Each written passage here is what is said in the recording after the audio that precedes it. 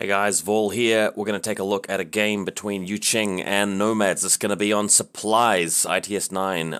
And this time our club has actually moved to a little bit of a different venue, and there's some 40k terrain lying around and some other mats, so playing on a little bit of a different gaming mat this time. It's my boy Jono I'm up against here, and let's take a look at the table for supplies. Now, supplies is a mission that some people feel it's better to go first, and I would usually agree with that. The thing about going first is that you can move from your deployment zone and grab the supply boxes in the middle, probably using infiltrators, to be honest, and you can throw smoke clouds down if you've got them in the way of enemy arrows, and you just basically pilfer the crates and you run away with them. So looking at this table side on, the deployment zone for the one player is here, and the deployment zone for the other players are around about here. And you've got the 3 crates in the middle, as we can see from the diagram. So basically you've got infiltrator here, infiltrator here, infiltrator here. You've got some basically impetuous smoke throwers which move through if you're playing Nomads or Combined or YuJing or... most of the factions have stuff like that. And you basically cloud the center area with your smoke, and then your 3 infiltrators basically crack open the crates and use coordinated moves to move back to the deployment zone, where you basically hide for the rest of the game. And if you're playing Nomads or Hakistam, which are pretty good factions for this mission, you can defend the area with jammers and crazy koalas and mad traps and chain rifles and hacking. So yeah, going first is pretty good. Going second, though, does mean that you've got 3 entire turns to try and basically wipe out your opponent's army and then shoot the people carrying the boxes and maybe pick them up afterwards. So at least by going second, your opponent is doing the work of passing the whip checks to open the boxes. So that is something. It's just that sometimes attacking is more difficult than defending in infiNity. I know that sounds a bit counterintuitive because of the way face-to-face roles work. Once you're actually in the face-to-face role, it favors the attacker, but you know, direct templates and a lot of game mechanics actually are pretty good for defending. Here's our new club, and you can see our table in the foreground here. Alright, so Nomads winning the most important dice roll of the game, and that's the Lieutenant role, and wisely choosing to go first because the strategy that I just outlined is the one that's about to be executed here. So, grab the pen. This is the left-hand corner of the Nomads taking first turn, being deployed first. So already you can see our super-duper Moran friend in the middle with his crazy koalas here and here. The crazy koalas are going to make it notoriously difficult for me to go and actually capture him after he's picked up the box. And, of course, he's got a repeater, so hacking and, yeah, it's going to be awesome. So he's planning on moving back here. He's got a Jaguar to obviously defend the hiding place once he brings the box back. He's got Flashball Spot, TR Bot over here. There's a Morlock. He's got a Daktari Doctor. He's got an Interventional Lieutenant with the Hacking Device Plus. There's a 0 killer hacker in the center next to the main objective in the middle as well. Looking towards the middle, we just saw this particular Morlock here. He's got an HVT situated to mid-left. That's his 0 there in the middle. This is a crazy koala which belongs to the Moran, which is over here, and its other crazy koala is there. So he's planning on actually coming up onto the high ground here to grab this particular box and then run away with it over here. So he's got a pretty good first turn game plan going, as you can see. Defending it all, obviously, will be the intruder sniper, who's actually up on this rather raised sort of platform of a building here, with the Jaguar next to him to create smoke, of course. A walker around the far extreme right-hand side. Quite helpful to block any drop trooper action there. We previously saw that Moran, so that's the location of the Moran and his koalas going through to this objective here. So this is his right-hand flank. And he's got some sort of other Morlock over here. He takes the Morlocks with just the basic chain rifle. I prefer the assault pistol ones, but he goes for the chain rifle. Alright, here's me taking a snapshot of a what is going to be a TO camo marker silhouette next to the central objective. This is, of course, my killer hacking ninja, because I'm playing vanilla YuJing. Now, like a doofus, I completely forgot my bag of markers and tokens for this game, so instead of actually using proper tokens, you'll see all these gems and colored beads. By the way, you can also see the 40k terrain mat underneath, which makes for a nice change. Anyway, we all have that day where we forget to bring our tokens to the game, and today it happened to me. Pressing on though, so as you can see from my deployment zone, some of these models have this little blue marker next to it, and for this particular game I'm just going to be using that to represent prone, because I don't have my prone markers like I normally do. Impetuous, Quangshis and Shaolin Monk's going to be impetuousing around the side. This Shaolin's going to be able to throw a smoke grenade for our handy Xian Warrior with HMG here. Krakot Renegade with Red Fury rolling up the +3 physical and regen. Not the worst roll, but yeah, not the best roll either. Alright, here is the main action through the center. So the Quangshi control device, just move this here. Quangshi control device, another Quangshi which is going to be moving around, and another one moving around with its flanks. We've got Dragon Lady HVT at the far right. This is just your basic Zanshi Doctor, because there's going to be a big heavy boy there to help out. The other Krakot with SMG this time also rolls up +3 physical and regen. This is a decoy Zanshi, and the one the further left we saw earlier was the Lieutenant. Okay, actually, sorry, we got that the other way around. Let's do that again. So this guy's the decoy Lieutenant Zanshi. This one is the Doctor further over here. Excuse me, I got that wrong. Extreme right-hand flank, we've got Quangshi going to be moving around there impetuously, followed up by the Shaolin Monk, obviously there to move and throw smoke to help cover them in case something that's not an intruder is trying to defend, such as a TR bot. They're not going to be very good against the intruder, obviously. There's our flash pulse bot back there. And the reserve model, it's the big guy. It's the Yanhuo Neurocynetics twin missile launcher. He's not going to be very good against the Morlocks once they put their smoke grenades down, but as they are leaving deployment zone, the super duper double missile launcher will be rather effective. And of course, if he does get shot by an intruder, there's the Doctor to perhaps revive him. Now, whenever I show new players how to play the game, and when I do video tutorials, I keep saying to people, don't leave models standing up in your deployment zone watching the table if they can be seen from the enemy deployment zone, because it will give your opponent the opportunity to just pick whichever, model is going to be most effective at countering you, and it's really just a waste. You're helping your opponent by doing this. Sometimes there are exceptions to the rule, though, and for this particular circumstance, the reason I'm putting the Yanhuo here is because he deploys after the intruder. And although the photographs don't show you very well, there's a series of billboards and things in the way elsewhere in the photo, which I've marked out here. So I've got one billboard here and then another billboard in the distance, which actually are blocking line of sight to the intruder's position. So even if the intruder moves a little bit from the high ground, he won't get line of sight to the Yanhuo. So the best he could do is put assisted fire on the TR bot and shoot me that way. Also, the Yanhuo is going to be able to actually get free shots against all of the impetuous Morlocks straight away. So that's another thing he has going for him. And even if he was to get shot by the TR bot or the intruder, the point of this is to sacrifice even a very expensive model for the sake of slowing my opponent down in the first turn. He's going to be having his auto pull reduced by 2 from the command token, and he's going to, maybe potentially fail 1 or 2 whip checks unbreaking the supply crates and then moving away with them. So if I can slow him down at all and leave some of the supply crates lingering out midfield for me to go pick them up, that will be, a win right there.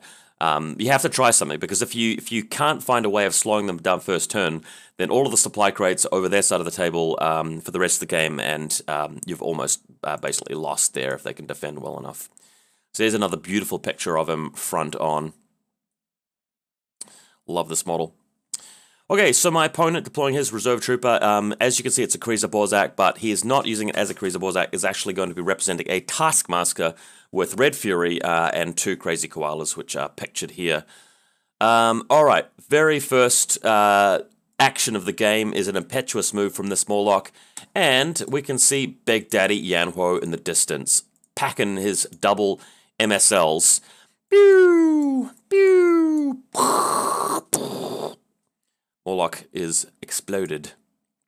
Another one shows up, and the missiles are still ready. He hasn't run out of missiles, so he keeps pew pew pew pew pew, and this guy blows up as well, not managing to win the face-to-face roll. Remember, guys, it's 17s on 2 dice versus 16 on 1 dice, so slightly favored towards the Yanhuo there. The last one, the lucky one, manages to move impetuously in a way that doesn't come into line of sight of the Yanhuo, so she will be key in basically spreading impetuous smoke around the middle of the table. She will basically be the linchpin that holds everything together. He's got this model in Group 2 where there are a couple of regular orders to assist her in the old smoke throwing game. So here it comes, the old cheesy smoke into the middle of the table. You can note that this objective here is the one he's going to go for first. My ninja is right nearby there, but I'm not going to crack that out yet because, you know, in the reactive turn, ninja against 0 killer hacker, his killer hacker is going to win more likely. So this camo markers, the 0 is just going to grab the box and start running for it. So there you have it. On his left-hand flank, throws down the smoke grenade. The Moran is there. The Moran is able to move forward, unpack the box successfully first go, and start moving away from it. In fact, no, he failed one, and then he picked it up. The 0 in the middle of the table does the same thing, grabs the box, breaks it open. He's then able to spend coordinated moves getting them away. So 0 moving back this way, he's going to be coming back around to this position here where that dice is. The Moran moving back through here, he's going to be coming back to this position around here where the Jaguar is positioned to help defend. And really, you only need 2 out of 3 boxes to win, so it's better to focus on those ones. He couldn't find a way of getting to the third one without risking the ire of the Yanhuo, and there was no extra smoke there to help cover. Note that he's got a flash pulse bot positioned here to defend the corner that I could be coming to attack from, and there's a Jaguar here. He's got koalas and stuff around here, or crazy koalas around here. So this guy is going to be difficult to remove. This little Nomad token, of course, is what represents the supply crate. Okay, and of course the 0 moving back home here, and setting up this little white marker, which is going to be a camo marker, which represents a mine, which he's placed, which he has access to. Good for him. Okay, and just looking around the side flank here, he's put his Taskmaster into suppression fire in case somebody comes around the side. So my turn. Actually, no, it's not my turn. Not my turn. He's still got a couple of orders in Group 2. So with the Morlock having done its job, moving around here and attempting to come into this position where he can basically come into line of sight of the Yanhuo and then place a chain rifle template in such a way that it's going to connect with my Guilang. And I forgot to mention my Guilang because I'm not using my normal camo markers, but this is a Guilang Fort Observer sitting there. So with the Morlock avoiding a shot long range from the Guangxi, plap, plap, plap with his long range pistol, doesn't get anything done. The Moran is, the Morlock is now able to come into this little position here. And basically, the Guilang knows that it's going to get hit by the chain rifle template, so it goes for the dodge. Just dodging away here. The Yanhuo doesn't care about the chain rifle, so is just going to fire 2 missiles at the Morlock, because I don't want the Morlock sitting there in my turn. And a bit of stroke of good luck here. The Guilang passes the dodge check, and the Yanhuo passes the armor save, and the Morlock is destroyed by missiles. So, luckily, no further damage done to the YuJing side. He's also used his lieutenant order to put assisted fire onto his, what do you call this guy, the TR bot?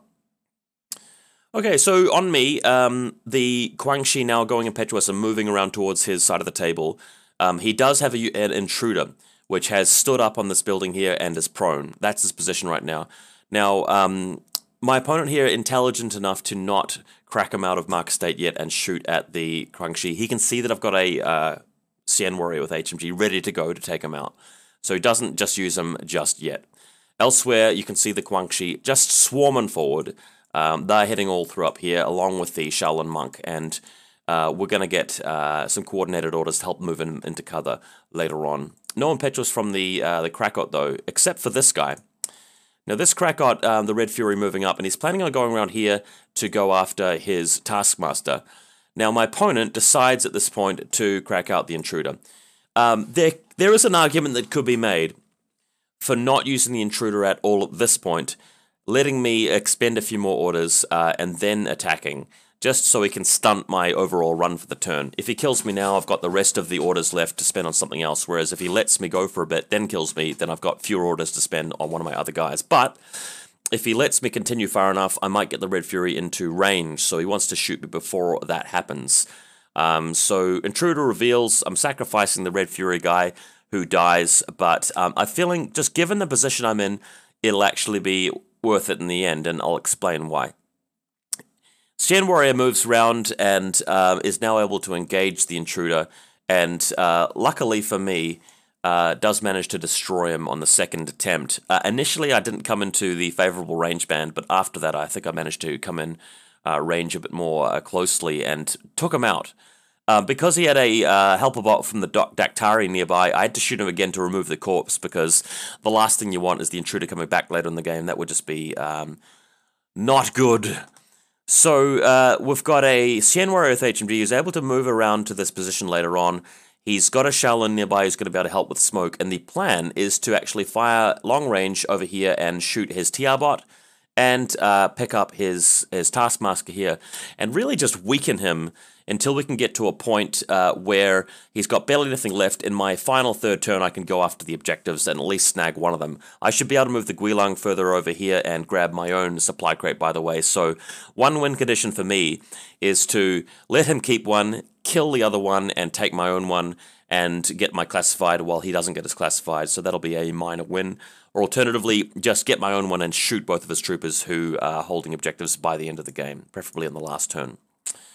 So you can sort of see a bit of a zoom out here as we do some coordinated orders. The Xian Warrior benefiting from this, Krakot Renegade benefiting from this, some of the Guangxi benefiting from this as well, just moving around into other positions. Krakot notices that there's a Crazy Koala which will be detrimental to my efforts to go after the supply crates later in the game, so pew pew pew pew, blast them with the submachine gun. We realized that this 40k terrain situated around here actually wasn't, a tunnel. It was just an open crate. So this guy is pretending to be a house cat and just crawling into the nearby box and curling up to sleep for a bit as he lurks and waits for Nomad troops to come nearby. What he's really doing is he's waiting for his chance later in the game once I've got more orders handy to go on a full run and remove the Moran holding the supply crate. Okay, so I've got another Moran to deal with. I realized that my Xian Warrior on my left-hand flank, if I move up and start shooting at the TR bot and the Taskmaster, well, the Moran does have a repeater, doesn't he? And he does have, an Interventer killer hacking device plus. So I don't really want to get hacked. So I'm moving in with my Guangxi. He decides to go for the dodge. Guangxi whips out the pistol and fortunately manages to take him down, which frees me up. So there's the unconscious marker there. So Xian Warrior, after Group 2's orders come in and the Shaolin moves in to throw the smoke grenade, the Xian Warrior is able to move into a position to start attacking and killing things. So you can see him here. We've got the TR bot in the distance, and the Xian Warrior, blap, blap, blap, blap, blap, is able to destroy the TR bot, although not making him unconscious, not making him removed from the table, just unconscious. He follows that up and fires at the Kriza Borzak, who wasn't suppression fire, but the Xian Warrior in the smoke cloud wins that one and strips a wound off of him before he fails guts, or deliberately fails guts, that is, and goes back into cover.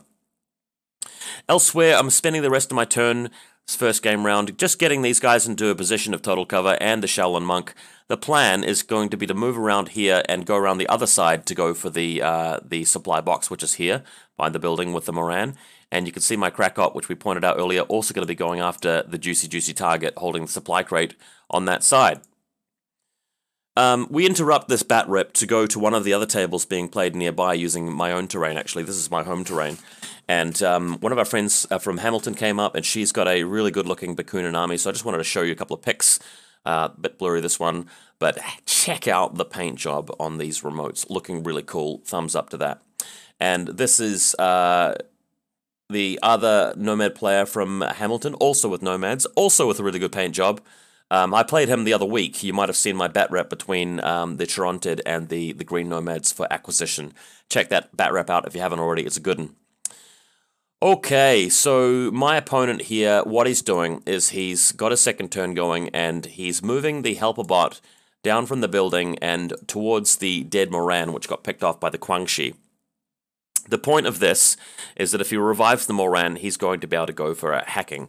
So here he comes. He's moving the little help bot here, moving all the way down, and he's going to basically get in to combat, not combat, base to base there. Now, my Xian Warrior has gone into suppression fire, but he's gone prone thanks to this little marker here. So he cannot actually see over this part of the building at all. It's just completely blocked off because he's prone at this point. So with the helper bot moving over there, the Dactari does revive our friendly Moran, and the repeater is back in action. So the interventor sees that the Wi-Fi connection has been set up again and goes for an Oblivion. She is up against a Sien warrior who's Whip 14 and BTS 6 though, so after 3 attempts at oblivifying him, does not get the job done, and I was grateful for that. You know, I got a bit lucky there to pass those checks. But having said that, the Sien warrior had already done the damage, right? I've killed the intruder, I've reduced the TR bot to a pile of rubble, and I've stripped a wound off the Taskmaster, so he's done pretty well, and when he goes into isolated state, I could at least use him as an ARO piece. So I wasn't terribly terrified of that, but I'm glad that I didn't go, you know, isolated. It's better not to be, obviously. Now, I got surprised here by an advanced airborne deployed trooper who's also an engineer, showing up behind his TR bot and going for the repair. Great play. Have to take my hats off to this. Clap, clap, clap. Comes in from the back line and actually repairs the TR bot, which brings a lot of value back to his defensive game here. Elsewhere, he's resetting him up, so the TR bot's now moving over here to this position just to defend this flank, because he knows that there's a Krakot Renegade there about to move over here and attack his Moran, and there are some YuJing impetuous troopers over this side of the table, planning on coming around this building or around here to go after the Moran. So good position for the TR bot to be in, considering I don't have the Sien warrior over that side of the table. And that's exactly what happens. So in my turn 2, we're streaming forward with some of the impetuous guys, but the Shellen's going to actually have to throw some smoke to block this off. Luckily for me, there isn't quite a line through. The TR bot sees through to there, is blocked by this piece of terrain here, so I can come around this side here. I can't really go around this side, otherwise I then get shot by the TR's line of fire. Seeing that he's got a live Moran again, and I can't activate my Sien warrior until he's gone, the Shaolin monk moves through the smoke template which he creates for himself and destroys the Moran in close combat. This enables me to go after the objective, and I've got to get this objective at some point in the game, so it may as well be now. So Guilang, Fort Observer moving up, basically going to use the jump long skill to come up over here, which is quite funky, and then grab the box, climb back down here, and maybe place a mine or something like that. Okay, so you can see our buddy Steve painting some 40k terrain in the background. Always useful stuff. Shaolin Monk moving around here, gonna go for the prize. So Shaolin Monk moves into position, everybody basically dodges, trying to use the chain rifle to hit the Jaguar and the Moran, getting hit by a flash pulse in the meantime, and the result of this is that the Jaguar is destroyed, but the Moran manages to survive. So I didn't quite get the target I wanted, but at least I've traded for one of his regular orders at this point, so all is not lost. There's a bit more of a non-blurry photo there of the action. Okay, with a new smoke template now down, the Sien warrior moves into position to go after the Taskmaster, but doesn't manage to kill him. So the Taskmaster is able to actually further retreat into total cover. So we've now got our Sien warrior moving down the bottom here. We're going to save him from the last turn. What he might be able to do, just given that there is a 0 killer hacker here with a supply crate behind this building, the Sien warrior might be able to move around here and go after him and grab the box in the final turn. So that's a possibility. And you can see this little Guilang here. We've given him a War Machine flame token here to represent his supply crate, and he's put down a camo marker, which is obviously a anti-personnel mine. Okay, and elsewhere, again, setting up some Guangxi around here. This is in the right-hand flank because the Shaolin Monk over here actually survives his move, but in my opponent's final turn, he's probably going to get shot. And I've got a couple of backup dudes here. There's the Krakot, there's the Guangxi, and this other Guangxi, and their mission, all three of them are going to converge on this point and try and take out that Moran by the end of the turn, because if I can do that, then there's a good chance of me winning, or at least drawing. So here's the setup. Guilang, Sien warrior, and everything. So my opponent, it's his last turn. He's got his Warcore around here, but the main thing is that he's got his Taskmaster, and he's planning on moving around here to neutralize the Sien warrior, because he does see that that Sien warrior is going to be a prime candidate for going after the 0 killer hacker with supply crate we see on the left-hand side of our photo here. So the Jaguar at the top of the building, who was previously covering the intruder, makes himself useful by throwing down a smoke grenade into this line of fire here. This is going to prevent me from actually chipping away at him with the Yan Huo, who's still there, by the way. He hasn't been very active in the last couple of turns because he's had no line of sight to anything else. But he would give the Taskmaster a really bad time, so that's why there's a smoke grenade going there. So as you can see, Taskmaster just trying to carefully move into position and carefully move through to here without coming in a line of sight of these guys. And then he's going to make himself really annoying by shooting the Shaolin Monk in the back, as he does so in this image successfully with his Red Fury. And then he's able to just keep on moving through here. You're allowed to use the trick here where you move within zone of control, but not within line of sight, forcing a change phase / reset, and then use the second short seal to come into close combat. These two models, I am told, are relatively equal in close combat prowess, so I haven't looked up the Taskmaster stats recently, and if I attack him in close combat, the Crazy Koalas will go off. Elsewhere, he moves his TR bot up onto this little building here, and is able to shoot at my Shaolin Monk, who does not succeed in passing a smoke dodge check, and promptly dies. If I had gotten lucky here and rolled like a decent number for the smoke dodge and just survived, that would have been golden, because I could have just used the impetuous move to kill the Moran in the last turn. So he got a little bit lucky there that I didn't have the old smoke grenade, because that wouldn't have been hard. He's hitting me on 11s on 4 dice. I'm hitting the smoke on a 16 on 1 dice. So if I'm rolling a number between 10 and 16 and he's not getting a crit or something like that, there's a pretty good chance of me actually passing that special dodge. Interesting. Okay.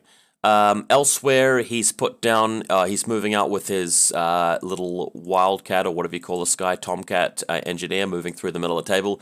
He knows that there's a Krakot Renegade there, so you can see in the distance, right over here, there's a Krakot and there's a Nomad creeping up on him. So if we go to the next image, moving past the position here, I decide to go for the engage. He lets rip with his combi rifle. Krakot, this guy rolled up +3 fizz at the start of the game, so actually rolls a really high number and does succeed in the engage, as shown in this image.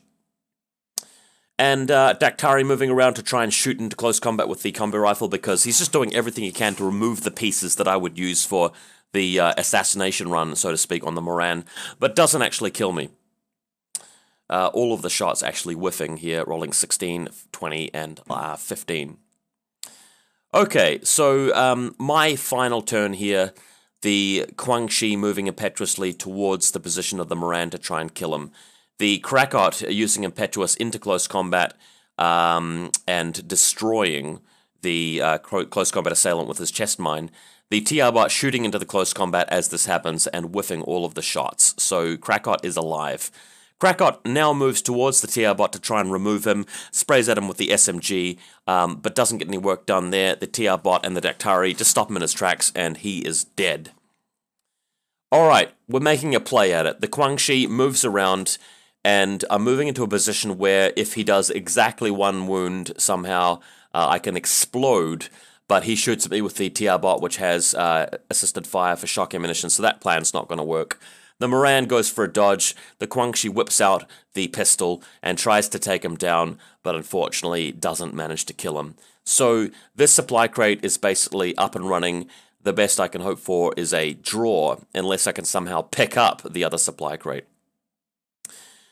Just because I've got a free lieutenant's order and the lieutenant's going to contribute nothing to the game, he stands up and has a long range shot at the TR bot, just in case I can get a crit. He does not crit, he does die instead. The Yan Huo. This is neurocynetics. I can only fire once. I had a whole bunch of extra orders to spend. Basically gets down from the building, walks around the side here. There's a very long line of fire through to this TR bot. Now I managed to get it perfectly right. The missile launcher has a good range of up to 40. The TR bot loses good range after 32. I had that 8-inch window between those two and managed to hit him with a missile and remove the TR bot, which is going to be significant, as we're about to see. Bit of a better photo of it. There we go. So the reason why is that I've got a full group of like 4 orders in group 2 for the Ninja to also spend his own order to add to that. And the Ninja is headed towards this supply crate here, which is currently held by a 0 killer hacker. So the Ninja is walking all the way around here, and doesn't really want to get discovered by a TR bot, which was previously up there until he got obliterated. So the ninja has to spend 3 orders getting into position, doesn't get discovered in the process, and to get a draw here. By the way, I didn't explain this earlier, but his classified was test run, so when he got his engineer to revive his TR bot, he got his classified. I currently have my Shen Warrior within 8 inches of his HVT, so we are tied on classifieds. So with the ninja now moving into base-to-base with the killer hacker, he can hack me, but he's -6 for surprise attack and -3 for martial arts. So the ninja is like hitting on 26 there. The ninja is likely to kill him, but the box will be lying on the ground. So he retaliates with a hacking attempt from the interventor nearby. The mine goes off. This white marker here next to 0 is a mine. So the ninja cops a mine, and the 0 tries to defend himself with a red rum or something like that, or a sucker punch or a skullbuster or whatever he uses. Miraculously, the ninja removes the 0, tanks the armor save from the mine and lives through that. And the intruder, the interventor, misses her hacking attempt.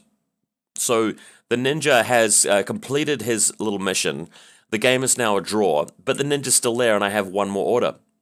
So we looked at it and went, okay, well the ninja can move and spend an action picking up the mine, not the mine, the supply crate, but will get attacked for free by the interventor.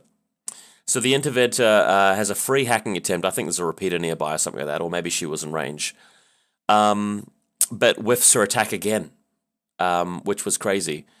So the game is miraculously a win to YuJing, because I've got 2 captured supply crates to his 1, and we're tied on classifieds. So a miracle game. Having said that though, the expected outcome of this game was a draw. I played, I think, well enough to achieve a draw. I got lucky to get a win, alright? That's one way to look at it at the end, though. If we rewind the story a little bit, there were a couple of things that could have resulted in me actually picking up the other supply crate. The Shaolin monk could have just thrown a smoke grenade and lived through his turn, and then moved into close combat with a Moran, which would almost certainly have killed him with Martial Arts 3. There's also the Guangxi who had a go at it as well, so that could have worked out. I did have a live Krakot near the end there, which could have actually shot his way through to the Moran and shot him as well. So there is that also. So me actually, getting the win here actually wasn't as unlucky as I thought. I got lucky with the Yanhuo's early hits to, defeat those smoke throw attempts. I got lucky keeping my Guilong alive from that Morlock chain rifle. The Shen Warrior was reasonably lucky with his shooting. But you guys have to remember also that I was unlucky for the most important dice roll of the game, and that's the Lieutenant's roll. How do you feel like this game would have gone if I'd gone first? Well, if I'd gone first, you would have had a ninja and a Guilong in the midfield. The Shaolin guys basically throw their smoke grenades. He may have had one of the objectives covered by an intruder, maybe 2 tops, but I should have been able to get at least away with one of them at least. Or if he decides to shoot at me, I can use the Shen Warrior to blast him and then move something else out to take the box, right? And for him attacking, well, his list is completely built for grabbing objectives and defending. What would he have used to move over to my lines by the end of the game? Well, he would have had to encounter the Yanhuo and the Shen Warrior and all of the chain rifles, right? So, not to mention the chest mines from the Krakot. So, this game would have been equally hard for him to actually win if he'd gone second. Probably even harder. So, an interesting one. I felt like my opponent actually played really well here. I felt like I played really well. There are a couple of little mistakes I could probably point out, but either way, it was quite a close game and a really enjoyable one. I hope you guys learned a little bit from it as well.